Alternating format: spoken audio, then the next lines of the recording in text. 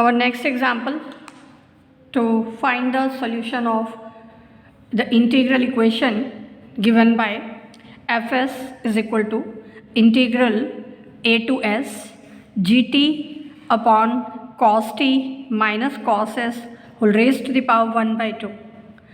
Here a is greater than equal to 0, less than s is less than b is less than or equal to pi. We have to find the solution of this integral equation. Now this integral equation can be written in the form fs is equal to integral a to s gt upon 1 minus cos t 1 minus cos s minus 1 minus cos t whole raised to the power 1 by 2. We have added and subtracted 1 in the denominator. Now we can compare this integral equation with the general form of Abel's singular integral equation. The general form of Abel's singular integral equation is given by fs is equal to integral a to s gt upon hs minus ht whole raised to the power alpha. Here alpha lies between 0 and 1.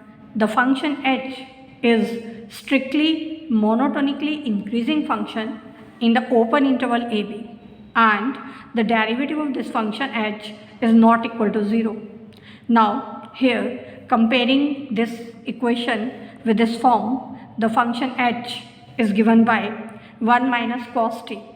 Now if we find the derivative of this function with respect to t, that will be sin t, and sin t is positive in the first and second quadrant. So this function is strictly monotonically increasing function in the open interval 0 to pi, and also the derivative of this function, which is sin t, in this interval that is not equal to 0.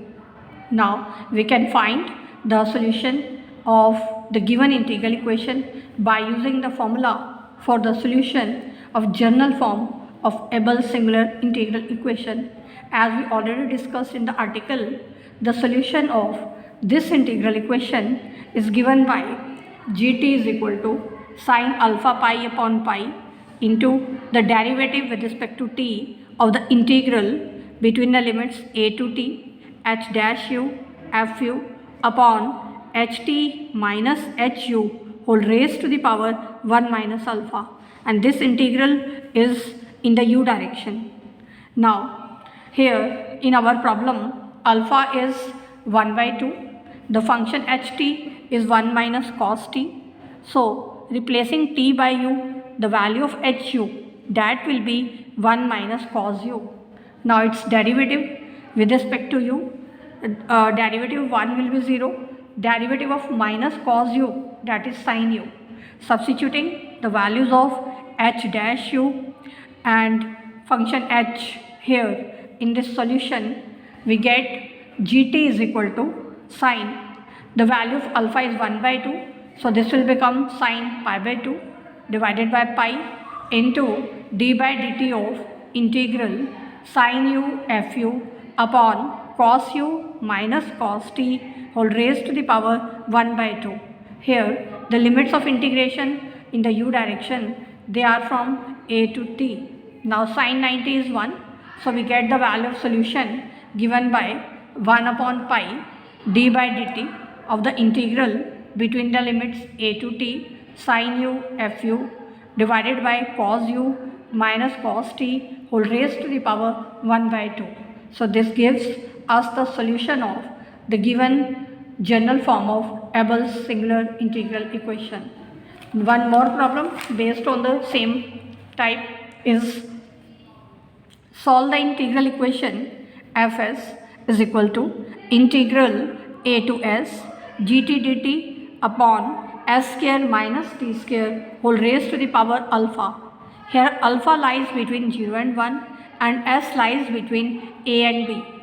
Now we can compare this equation again with the general form of Abel's singular integral equation, which is given by fs is equal to integral a to s gt dt upon hs minus ht whole raised to the power alpha. Here h is strictly monotonically increasing function and the derivative of h is not equal to 0 in the open interval ab. Now comparing the given equation with this form, we have the function h u is given by u square. Now its derivative with respect to u is 2u. So h dash u is given by 2u.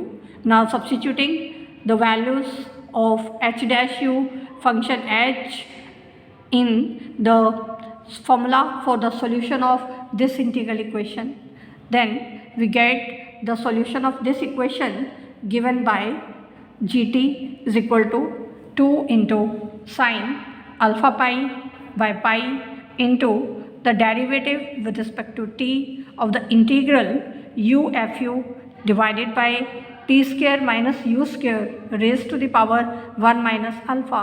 Here the integration limits of u are from a to t.